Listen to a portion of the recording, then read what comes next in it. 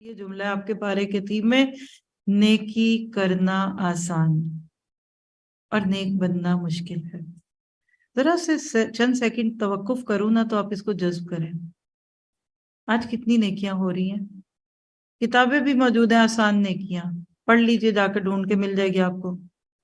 اتنی دفعہ یہ آیت پڑھو، یہ وظیفہ کرو، یہ دعا کرو، یہ ورد کرو، جنت میں اتنے محال، یہ کرو وہ کرو، بھوکوں کو کھانا کھلاؤ، نیکیاں بہت ہیں۔ آج نیکیاں کرنے والے بھی اکثر، سب نہیں، آپ جیسے نہیں ہیں سب، نیکیاں کرنے والے بھی کچھ لوگ نیک نہیں ہیں۔ اللہ مجھے معاف کرے اور ہمارے عیبوں پہ پردے ڈال دے۔ مسجد بنانا آسان، مسجد کو آباد کرنا مشکل ہے۔ رمضان میں نیکی کرنا آسان اور بقایا 11 ماہ خود کو واقعتاً نیک بنا کر رکھنا مشکل ہے۔ بات دل کو لگ رہی ہے کچھ نہ کچھ؟ ہاں، رمضان میں ہم کتنے نیک ہو جاتے ہیں، بعد میں کیا ہوگا؟ عید کی پارٹیوں میں کیا ہوگا؟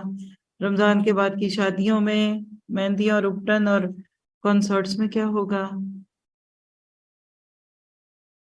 رمضان میں نیکی کرنا آسان اور بقیہ 11 ماہ خود کو واقعتاً نیک بنا کر رکھنا مشکل ہے۔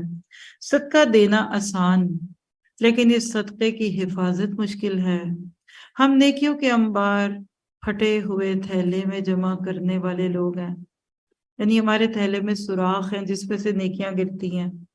نیکیاں کرتے جاتے ہیں اور اپنی فصلیں اپنے ہی ہاتھوں جلاتے جاتے ہیں، کبھی غفلت کر کے، کبھی غیبت کر کے، کبھی دل آزاری کر کے، کبھی منافقت کے ساتھ اور کبھی ریاکاری کے سبب۔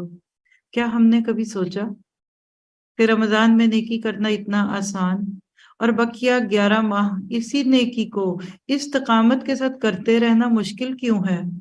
رمضان میں تلاوت قرآن آسان اور اس کے بعد مشکل کیوں؟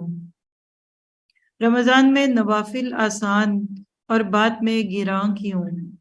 رمضان میں صدقہ و خیرات آسان، باقی 11 مہینے میں مشکل کیوں؟ کیا رمضان کا رب اور بقیہ 11 ماہ کا رب الگ ہے؟